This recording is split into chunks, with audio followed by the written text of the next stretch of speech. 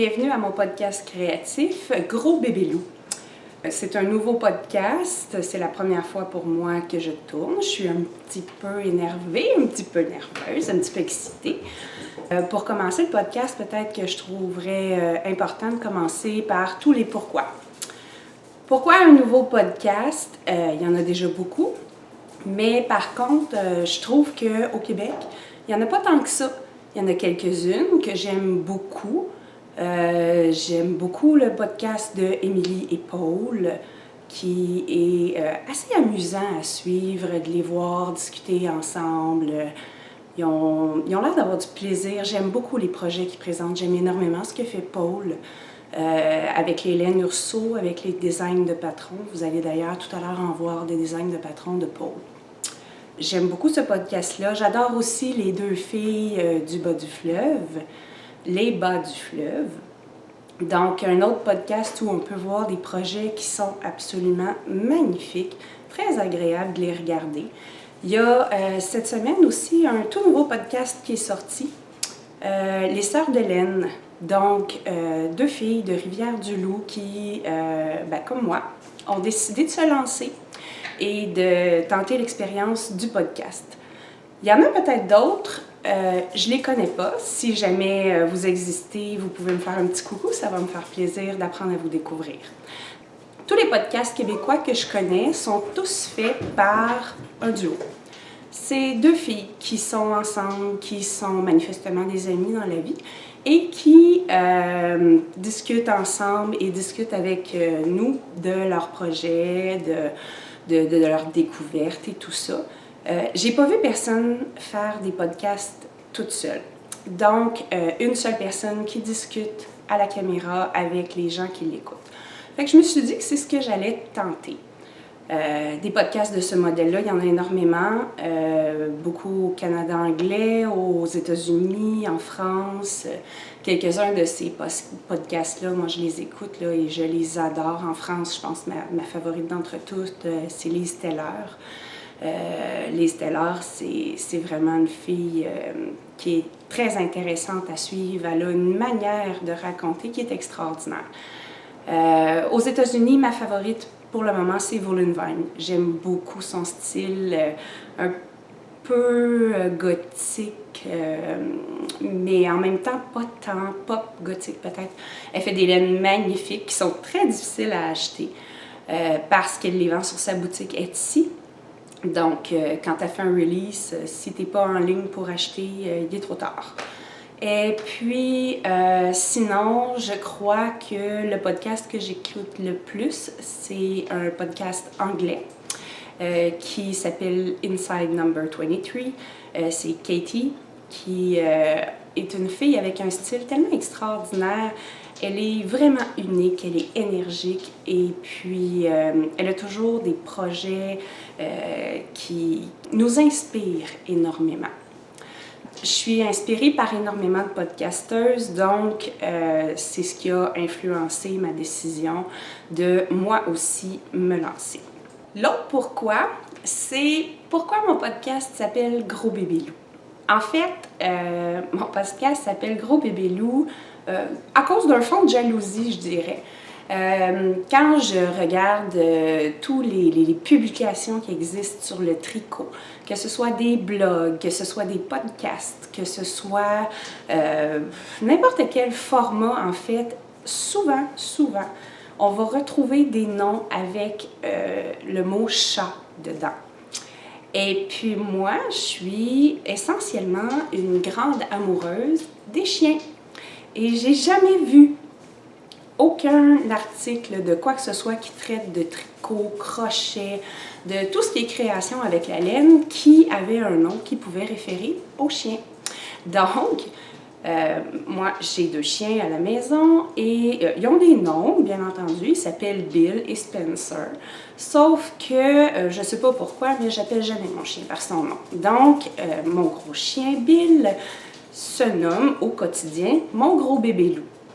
J'ai décidé de nommer et mon podcast, mais aussi mon Instagram qui existe déjà, mon blog, ils s'appellent tous Gros Bébé Loup. Donc, c'est la petite revanche des chiens sur les chats.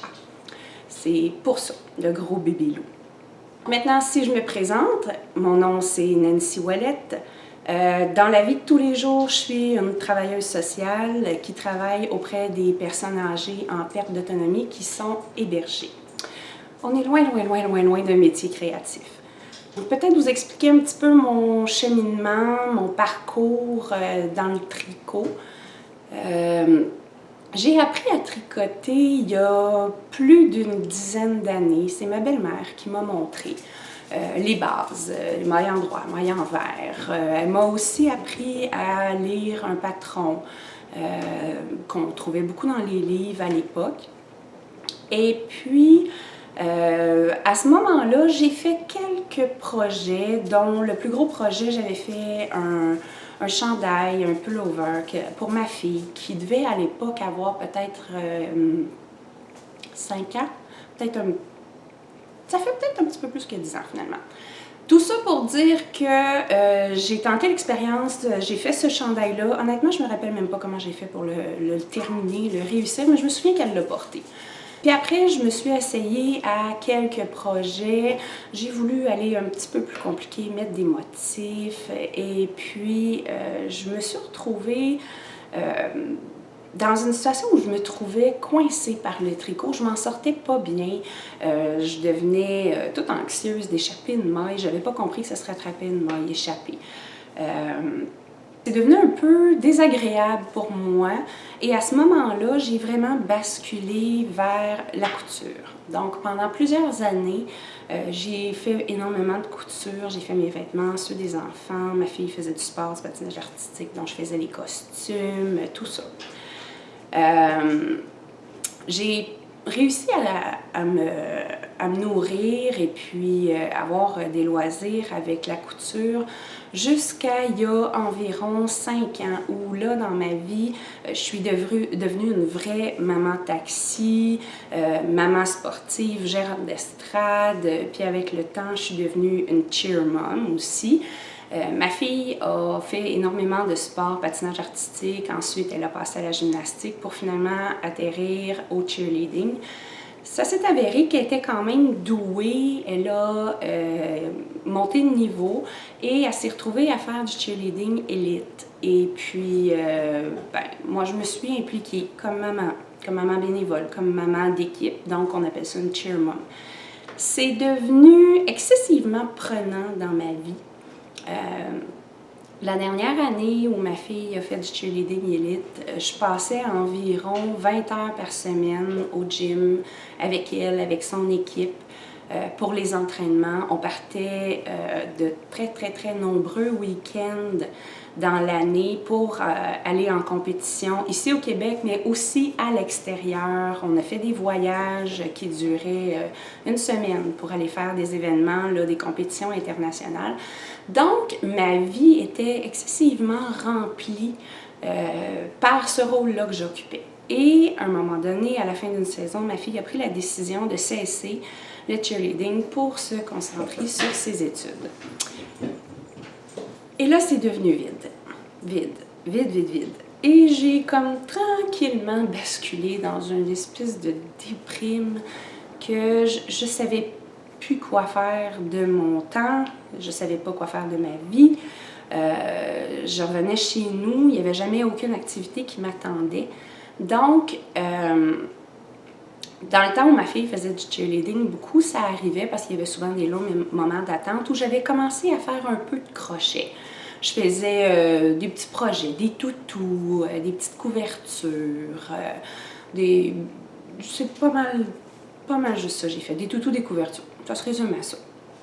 Et puis, ça m'amusait, là, tout d'un coup, vu que je n'étais plus une cheer maman, ben, j'ai commencé à faire un peu plus de crochet, puis là, j'ai voulu essayer de faire des vêtements. J'étais pas contente de ce que ça donnait. Je trouvais pas que ça avait une finition qui me plaisait.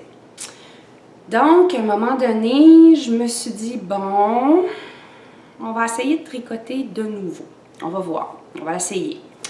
Ça faisait tellement longtemps que je me rappelais à peu près même pas comment faire une maille en droit, une maille envers. Je me rappelais pas comment monter des mailles pour partir un projet.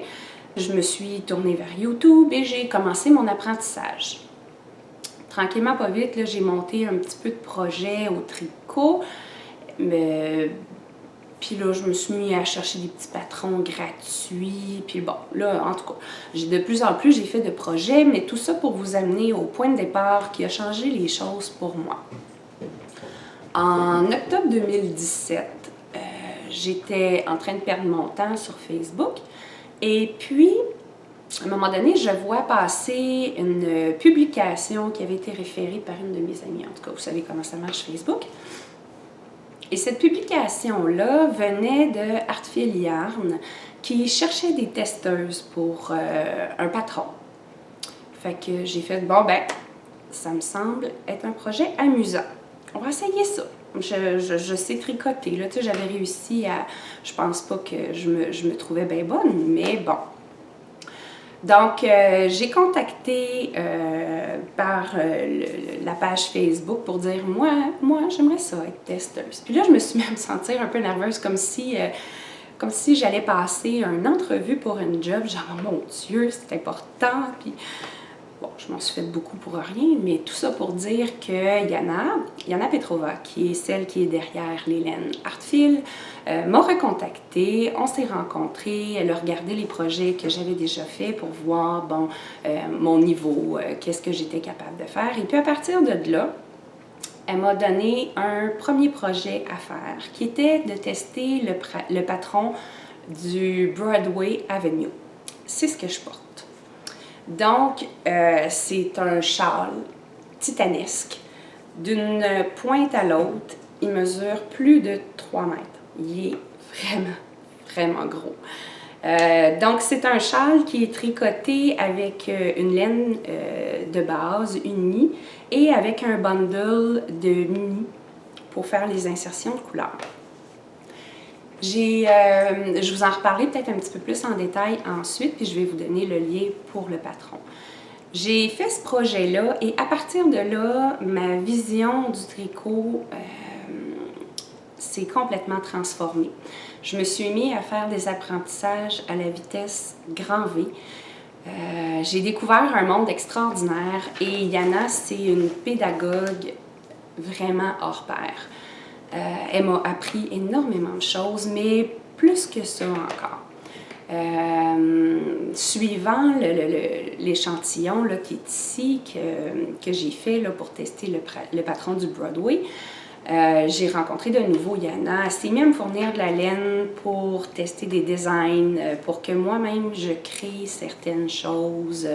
J'ai fait d'autres tests aussi. Je me suis mis à éditer des patrons aussi pour Yana, des patrons qui étaient en anglais, que j'ai traduit en français, que j'ai réédité la mise en page de la manière que le patron était structuré. En tout cas, j'ai fait plein de trucs avec elle. J'ai appris comme c'était pas possible et j'ai surtout commencé à travailler avec de la vraie belle laine.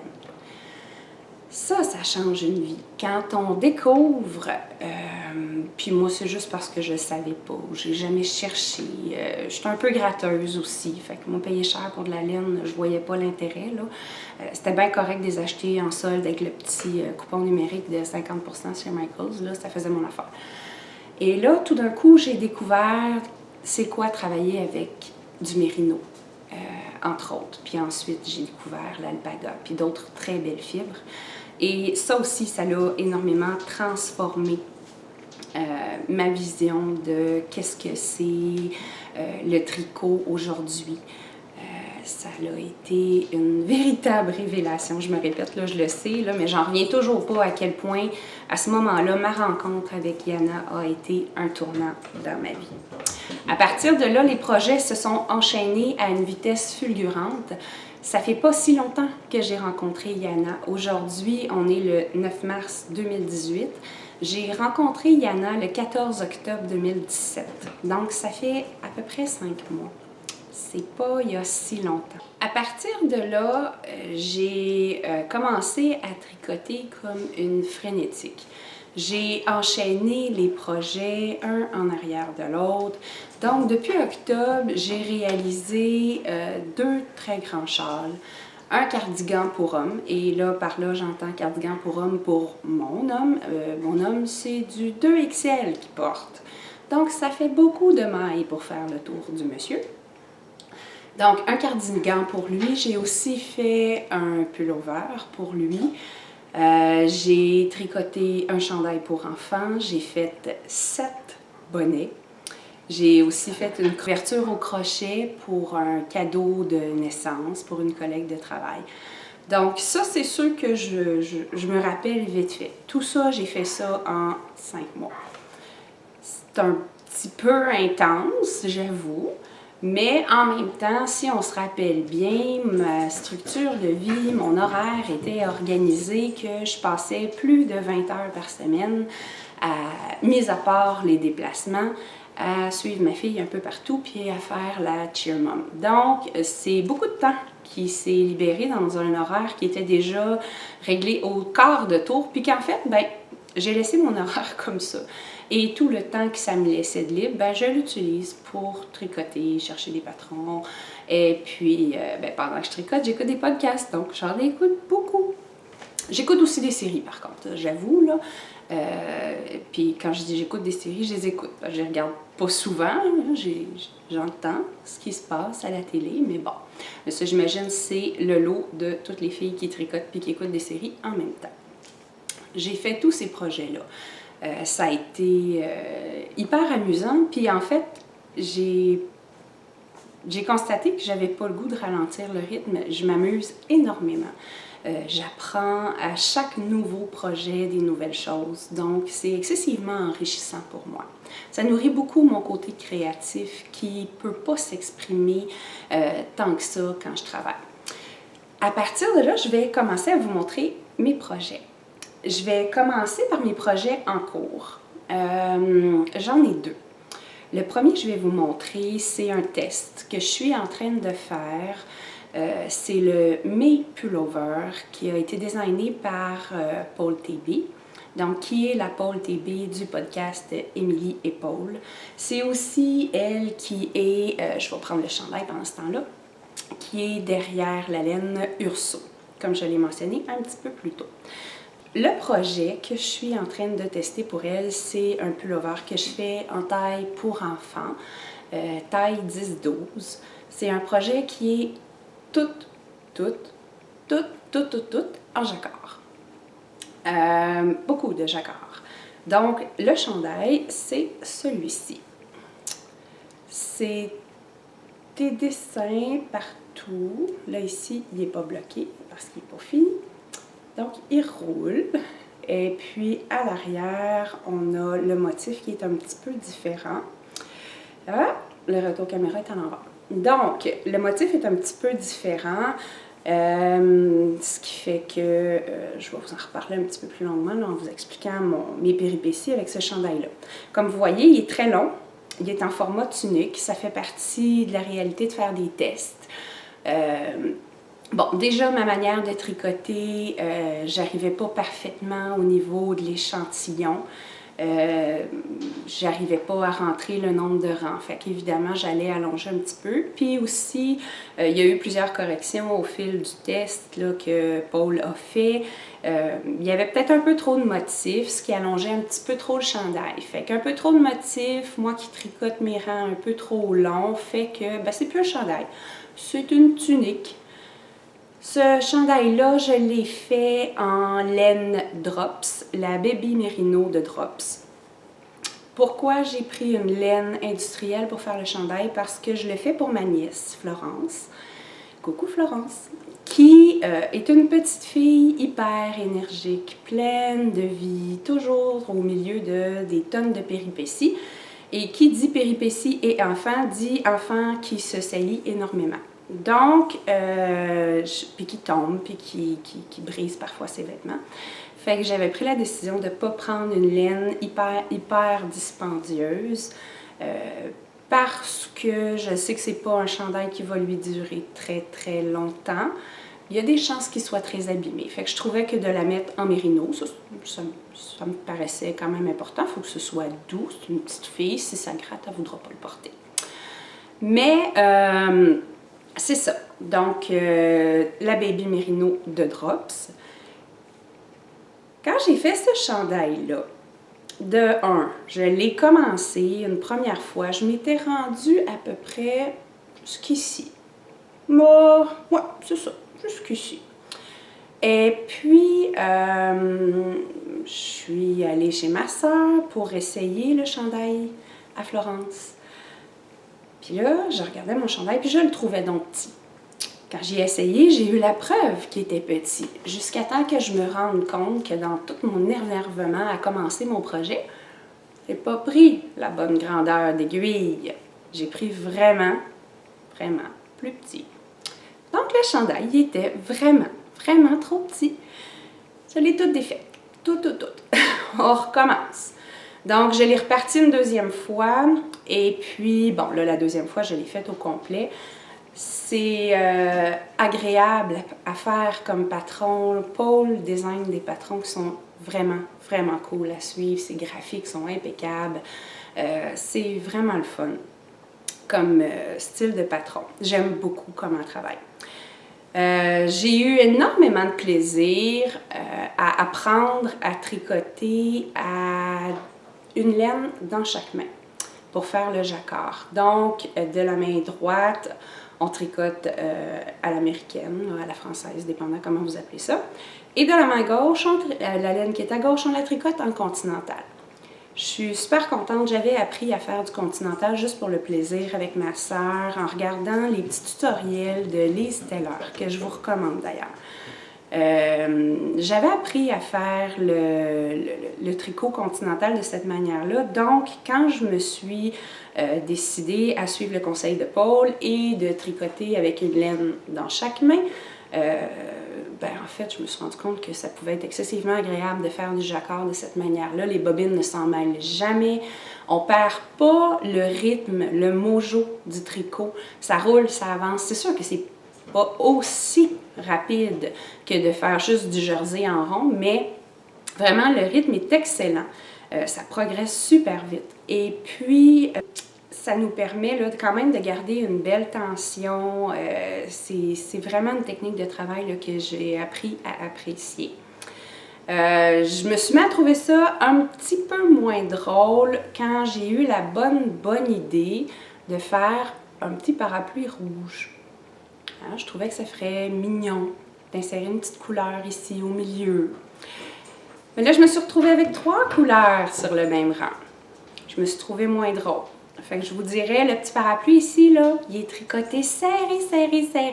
Quand je sais pas qu'est-ce que je fais, là, puis que j'essaie une nouvelle affaire, là, je me mets à tricoter super serré parce que je suis stressée, puis je suis toute énervée. Donc, le petit parapluie rouge, il est bien serré. Mais en tout cas, il est fait. Je le trouve joli, j'aime ça. Pour le reste, après, ça a été super agréable jusqu'à ce que j'arrive au bas du chandail. Quand on est prêt à intégrer, je vais vous le tourner de côté, les petites tulipes qu'il y a ici. Hein? Elles sont jolies, les tulipes. Je les aime beaucoup. Sauf que ces tulipes-là, ici, elles sont faites à partir de des short roses. L'épopée des short roses, ça a été quelque chose parce que j'ai jamais pensé, je l'avais vu dans le patron, là, puis on a même travaillé un petit moment là, pour ajuster les choses, moi et Paul, on s'échangeait des courriels. Tout ça était bien excitant. Jusqu'au moment où je me suis installée pour commencer la charte. Et que là, j'ai réalisé que des short roses, on arrête de tricoter en rond. Et on commence à faire des allers-retours. Dit, allez, c'est correct. Retour, on tricote à l'envers. Ah, avec une laine chaque barre. En continental, à l'envers, j'ai pas eu de fun, j'ai pas eu de plaisir. J'ai sacré comme c'est pas possible. J'étais une vraie furie dans la cuisine. Pas que j'étais fâchée, mais j'étais complètement là, dans tous mes états. J'ai fait ces 16 petits rangs-là. Pas beaucoup, 16 rangs. Puis au final, là, à ce temps qu'ils sont finis, là, ça se fait super bien. Quand on arrête de capoter 2 secondes, là, ça va super bien. Mais sur le coup, là, Je n'ai pas trouvé ça si drôle. Mais n'empêche, je suis très, très, très contente de mes belles fleurs. Regardez ça, ils sont belles. Donc, tout ça pour dire que maintenant, ben, le bas du chandail est terminé. Je suis rendue à faire les manches. C'est des toutes petites manches, hein, pour une toute petite fille. Et puis, j'ai vraiment pas envie de tricoter ça avec des aiguilles double pointe. 2 fils, double pointe, toute poignée. Déjà, je travaille juste à un fil, je travaille avec des doubles pointes, puis je me sens toujours coincée. Donc, faire du jacquard, parce qu'il y a du jacquard sur toute la manche aussi, ça me tentait pas. Pas du tout. J'aime pas ça, travailler en Magic Loop. Je passe mon temps à zigonner après le fil, puis je trouve ça irritant. C'est pas mon jeu préféré de travailler avec le Magic Loop. Il faut le faire, on le fait, là, mais ça me tentait pas. Fait que je me suis commandé une petite aiguille 23 cm. Donc, c'est des mini-aiguilles qui sont petites comme ça, avec un tout petit câble. Fait qu'en tout et pour tout, d'une pointe à l'autre, ça mesure 23 cm, ça fait le tour. Il faut tricoter sur le bout des doigts. Puis j'ai décidé que j'allais essayer ça pour compléter le chandail. Donc là, il attend sagement dans son sac à projet que l'aiguille arrive. Puis c'est long, c'est très long. On est rendu le 9 mars, j'ai commandé ça le 21 février. J'aurais tellement dû aller l'acheter au magasin, mais bon. Donc, c'est mon premier projet en cours. Mon deuxième projet en cours, c'est un pullover que je vous montre ici. J'ai beaucoup de difficultés avec le rétro-caméra. Donc, ce chandail-là, c'est un patron de Rory Locatelli. Pour ceux qui ne la connaissent pas et qui voudraient la chercher sur Ravelry, on dit Rory pour son nom, mais ça s'écrit Joji. J-O-J-I. Une designer absolument extraordinaire qui, si je ne me trompe pas, est originaire d'Argentine. Donc, c'est un chandail qui est tricoté en art fil belle. La couleur, c'est Scarlet. C'est vraiment un projet que j'adore. C'est un pullover assez simple, près du corps, avec pas beaucoup d'aisance. Peut-être, moi, je l'ai faite là, avec à peu près 1 pouce d'aisance, juste pour dire qu'il n'est pas moulant. Et il a une tresse au centre qui est absolument géniale. Elle est belle, elle est vraiment belle. Très agréable. Si on regarde le dos, c'est vraiment juste du jersey. Et puis, on a un motif sur le côté. Je vais essayer de l'attraper comme il faut. Qui est ici. On ne voit pas super bien. Comme ça. Donc, il y a un petit motif là, sur le côté qui fait que même si c'est essentiellement un chandail qui est en jersey, il n'est pas plate à tricoter. Parce que quand on fait notre tour, on rencontre 3 fois le motif, une fois à chaque côté, en dessous des bras, puis une fois la tresse en avant. Donc, on ne s'ennuie pas. C'est vraiment très, très agréable. Pourquoi il n'est pas fini? Alors que ça fait une éternité que je l'ai commencé. Il n'est pas fini parce que j'avais réussi à tricoter toute la manche. Et sur la manche, le patron, il y a le motif qui est sous le bras qui se répète. J'ai tout fait ma manche avec mon motif tout le long du bras. C'était fait, je l'ai bind off, tout était fermé, les fils rentrés. Et là, je mets mon chandail, puis là, tu sais, je le regarde, puis je me regarde dans le miroir, puis mon regard était tout le temps accroché par le motif. Puis là, je bouge beaucoup le projet, hein, je m'excuse. Mon regard était toujours accroché par le motif, ça me fatiguait. Et puis, vu que ça me fatiguait, je l'ai mis de côté. Mais je l'aimais trop pour le laisser de côté. Fait que je l'ai regardé longtemps, j'ai jasé avec mon chandail, on s'en est parlé, moi puis lui. Et puis finalement, j'ai pris la décision de défaire entièrement la manche pour la reprendre juste en jersey. J'aimais pas ça le motif, c'était trop dérangeant pour mon regard. À partir du moment où j'ai recommencé ma manche, ce magnifique chandail, il est doux, Il est tout smooshy. C'est du 100% Mérino Label de Artfil. C'est tout. À partir de ce moment-là, c'est devenu un projet boulet.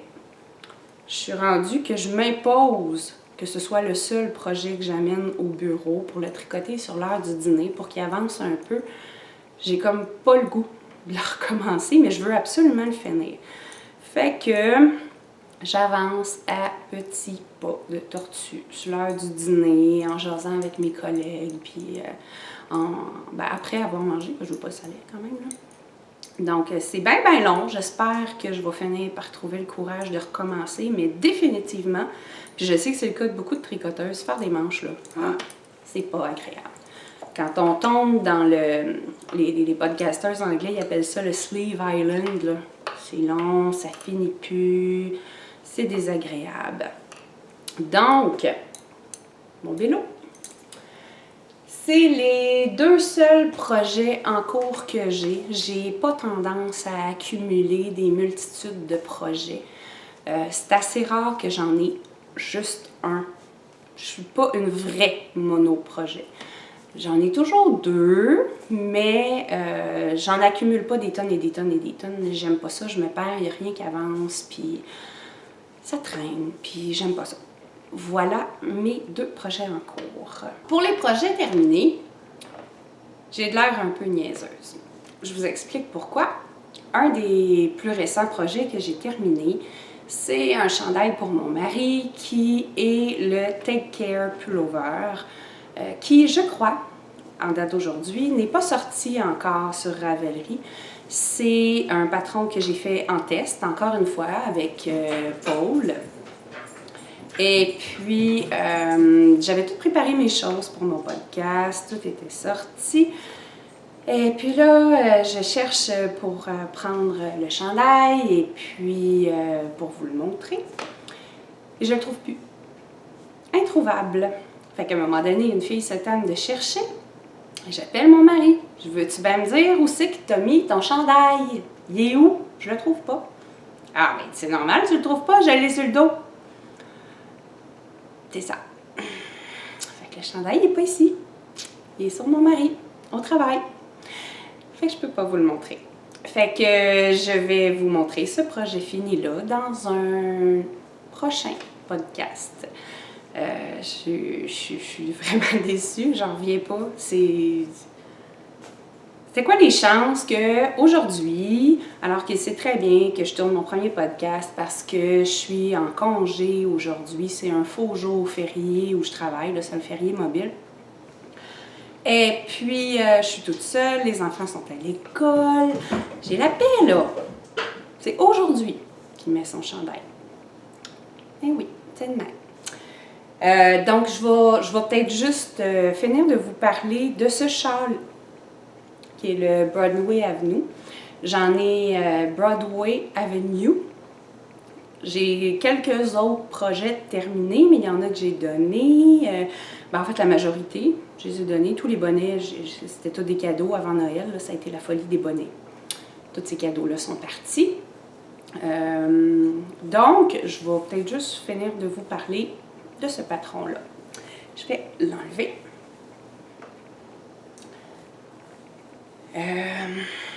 Je vais insérer une photo qui a été prise par Yana du projet fini qui est vraiment super belle. On le voit vraiment bien, là, ça le met en valeur. Donc, il est gigantesque en longueur. Comme ça, puis là, on avance. Il y a d'autres couleurs, comme ça, puis on avance, puis il y a d'autres couleurs encore. On avance, puis il y a des couleurs, puis il y a finalement la fin avec des petites bandes de couleurs. Il y en a de la couleur. Et il y a surtout de la longueur.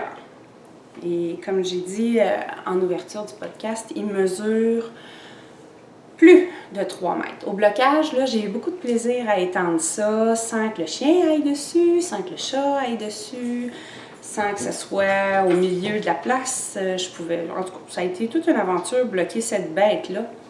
Ça a aussi été toute une aventure de le tricoter.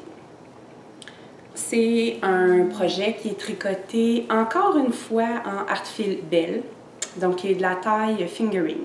Du Bell, là, c'est vraiment la laine qui est de grosseur fingering.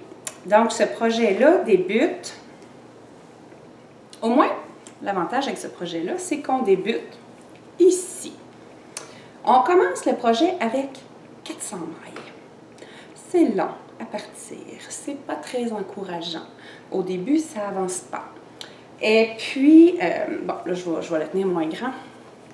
Après ça, on fait des insertions de couleurs par des short rows. Fait qu'au début, ils sont toutes présents, puis plus on avance, on se rend compte que les couleurs n'arrêtent pas toutes au même endroit. Donc, c'est des petites insertions, un aller-retour en short rows pour mettre les couleurs. Après ça, on a vraiment des bandes qui sont tricotées là, en jacquard, en intarsia, vu que c'est des gros blocs. C'est du point de blé qu'il y a dedans. Quand on est dans les premiers blocs, puis qui contiennent 150-200 mailles en point de blé, là, c'est plus long, mais c'est pas grave, très agréable. Donc, on a tous les blocs en insertion comme ça qui sont faits sur le même modèle, mais l'avantage, c'est que plus qu'on avance et plus les rangs sont courts. Ça va vite à la fin. Puis là, rendu ici, là, c'est amusant, c'est une course contre la montre pour faire les petites couleurs. Fait que là, tu as ton petit bundle de couleurs à côté de toi. Puis tu es comme, OK, c'est là, ensuite la prochaine. En fait, je deviens complètement cinglée quand je tricote.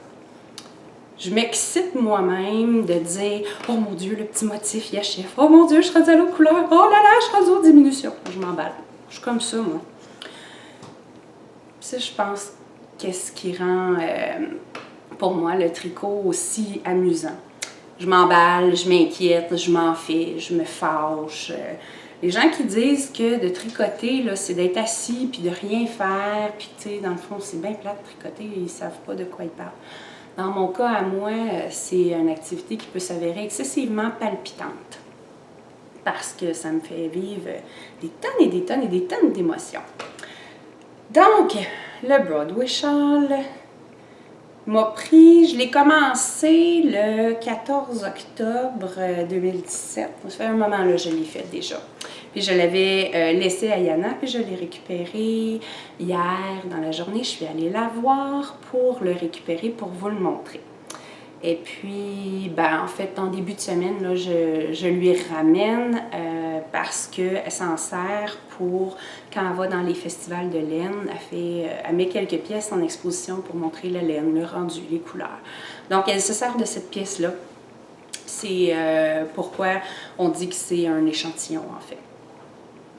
Mais, même si c'est un échantillon, même si je le laisse à Yana pour qu'elle puisse le montrer, je l'aime beaucoup. C'est pas initialement des couleurs que j'aurais choisies moi-même. C'est un bundle de couleurs que Yana m'a laissé pour faire le projet. Donc, au départ, j'aurais pas pris ces couleurs-là si ça avait été de mon goût à moi. Mais bon, c'est une fois fini, une fois faite, maintenant je l'adore. Puis il est tout chaud, tout doux, mais il n'est pas, tu sais, la laine Bell fait des projets qui, même s'ils sont chauds, ça colle pas. Ça ne fait pas transpirer, là, c'est très, très, très agréable sur la peau. Ensuite, projet à venir, j'ai un nouveau chandail qui s'en vient. Je devrais le débuter ces jours-ci. Je vais faire le chandail Miro Mensil de Cléonis. Donc, un pullover avec un motif très discret au niveau du yoke. Très, très discret. Puis ensuite, il est droit. L'avantage du patron Cléonis, c'est que c'est un patron, assemblez vous-même votre chandail. Je crois, si je ne me trompe pas, qu'elle propose 3 formes de manches différentes. Une manche étroite, longue ou 3/4, une manche 3/4 bouffante, une manche longue évasée, si je ne me trompe pas. Elle propose aussi 3 longueurs, soit un petit chandail assez court, un taille régulier, si on veut, là, vraiment pullover qui va arriver là, en bas de la ceinture du pantalon, et robe. longueur robe. Donc, c'est les 3 longueurs qu'elle propose. Puis elle propose 2 drapés différents aussi. Il y en a un que le devant du chandail est très droit, en fait. Fait qu'il tombe un beau pull droit.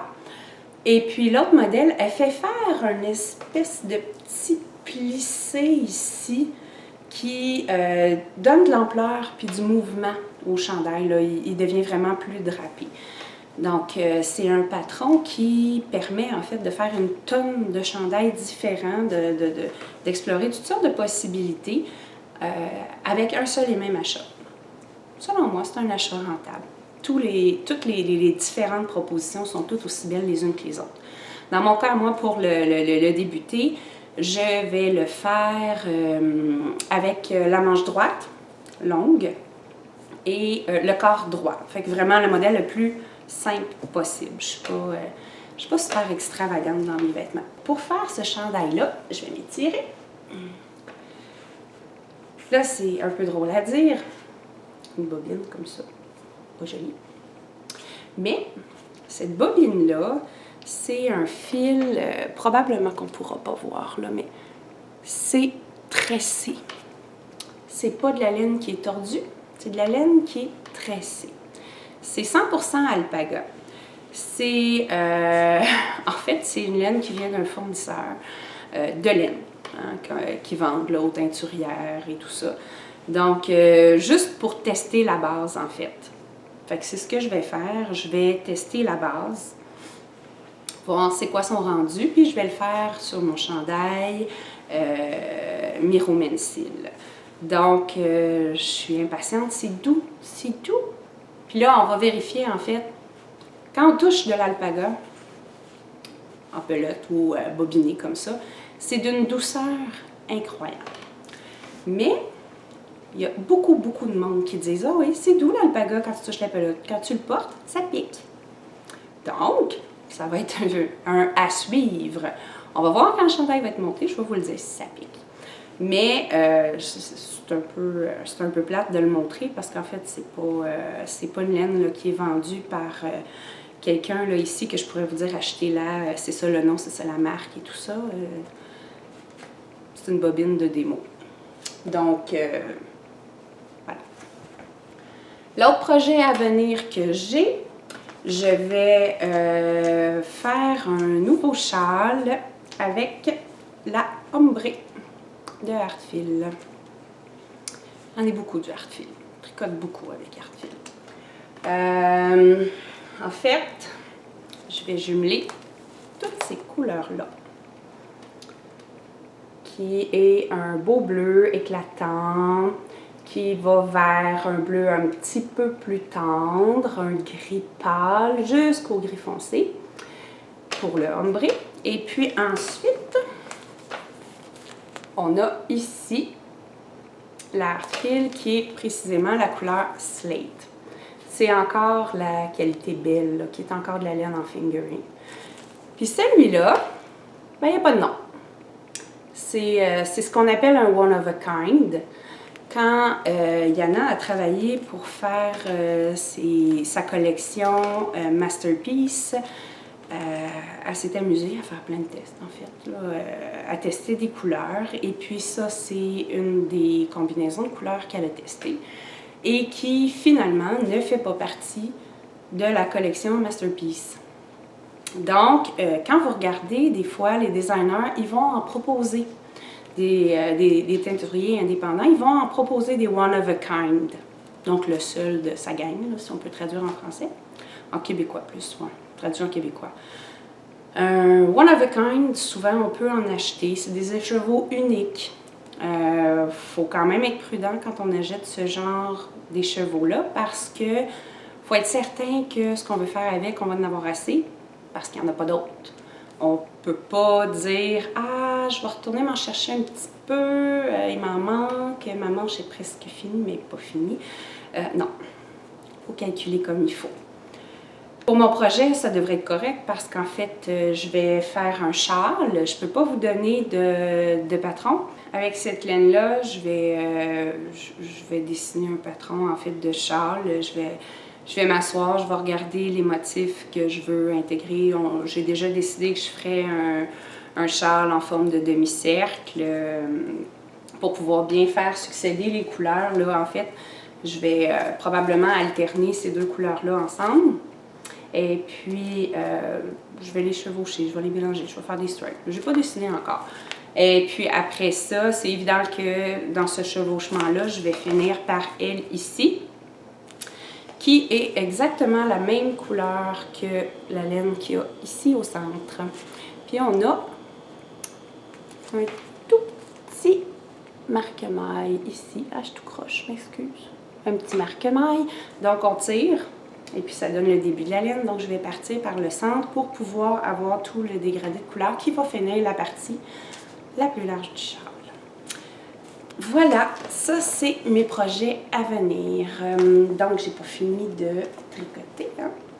Il reste encore plein de boulot. Voilà, on va conclure ça de cette manière-là aujourd'hui. Je pense que ça va faire un podcast qui va être suffisamment long comme ça. J'ai pas vraiment l'intention de me lancer dans des podcasts qui durent 1h30, 2 heures. Mon objectif, là, c'est de rester sous la barre des 1 heure. Donc, j'espère que ça vous a plu. J'aurais eu beaucoup d'autres choses à vous dire, mais vu que je ne veux pas faire trop long, en fait, c'est que je vais refaire d'autres podcasts. À partir de maintenant, là, c'est amusant, j'enregistre. Après ça, il faut que j'aille m'installer pour faire le montage. Ça va être une autre histoire. Pas monteuse, mon envie. Je vais avoir beaucoup d'apprentissage à faire pour réussir à assembler cette vidéo. Je vais vous revenir bientôt avec un nouveau podcast. En attendant, si vous avez apprécié la vidéo, vous pouvez vous abonner à ma chaîne. Vous pouvez aussi mettre le petit pouce par en haut. Toujours agréable. Vous pouvez m'écrire des commentaires. Ça va me faire plaisir de vous lire puis de vous répondre. Si vous voulez me suivre sur Instagram, mon Instagram c'est grosbébélou par en bas, _création. Et puis, vous pouvez aussi me contacter par courriel si vous avez des questions ou si vous avez des commentaires sur le podcast. Je vais inscrire l'adresse courriel en bas. Donc, voilà. J'espère que vous avez aimé. Et puis, on se revoit bientôt.